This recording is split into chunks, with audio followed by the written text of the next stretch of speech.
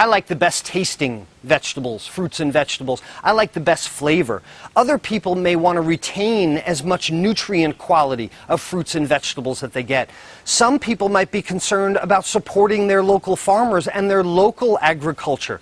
Some people would talk about the fact that you deplete the soil. Others may talk about the health benefits of eating seasonally from what comes within 50 miles of your house and where you live. Some people might be concerned about labor problems and the way the people that harvest and grow our food are treated. I don't care which one of these you pick, even if it's just that it tastes good, you should start being concerned about where your food comes from, or at least examining where does that food come from. If you're going to your farmer's market, you probably know where it comes from. You're shaking the hand of the guy that pulled it from the ground. If you're going to your huge mega market, start to ask where it comes from and why are you sending your money there when you should be sending your money here. All more questions to ask of Sandy Cronic.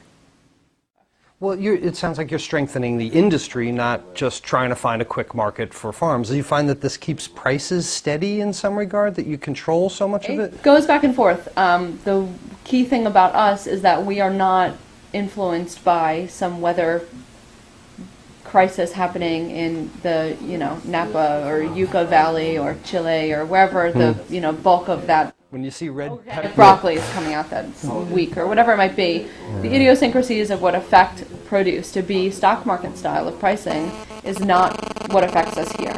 So we are generally, relatively stable in pricing, but it's all about volume for us and weather and other things that affect volume.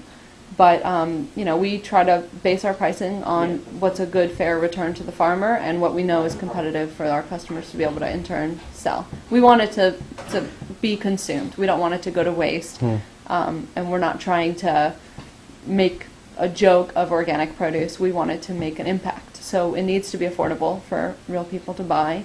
But we also recognize that all of our customers along the chain also need to make their margins. So. Well, it's family business. It's not family hobby, and farming is very hard work. And, this is the bridge that I'm trying to create, because my first goal is to get people just to cook. Just stop eating anything with a list of ingredients and prepared in 2 seconds. If it's quick or a long list of ingredients, it's horrible. So, even if I can get people just cooking at home, but then the next bridge is, for me, yes, and I think the objection a lot of people would say is, that's for hippies. Even if I don't care about the planet, forgive you.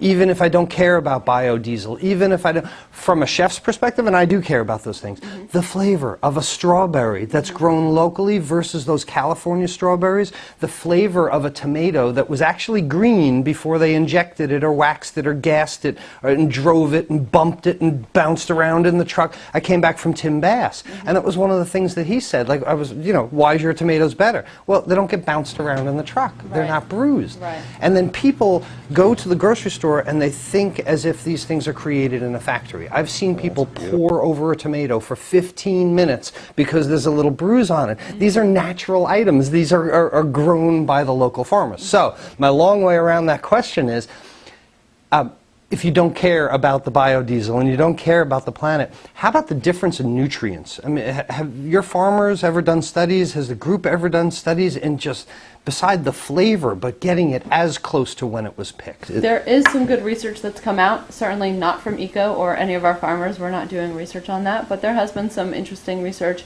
comparing side by side a conventional orange with an organic orange and things like that. But I think largely, beyond just the organic versus conventional debate, it's a freshness issue. And if you're not waiting until that item is ripe, until you harvest it, then they're being deprived of nutrients and all the water and all the sunlight and everything that goes into their flavor is also a nutritional factor as well. It's the next step. If sure, or it's ready to go. Yeah, if you're cooking at home and you want to do this because you want to be healthier and you want to use better ingredients, but then you're buying the green tomato that got gassed from Chile or something like that, it's moot. This is the next step for you. This is what you need to do, is find local ingredients because they are healthier. They taste so much better, and I hope you do care that it helps the planet as well, and it helps your local community. It's very, very important. Sandy, I really, really appreciate you explaining it. I want to do so much more exploring of all your farmers. Cool. Can you point me towards some people that I can go talk to that are actually practicing these things, that actually day by day are working hard to get wholesome, nutritious, excellent tasting, bright red, deep green foods to our people? Can you point me towards some of them? Absolutely.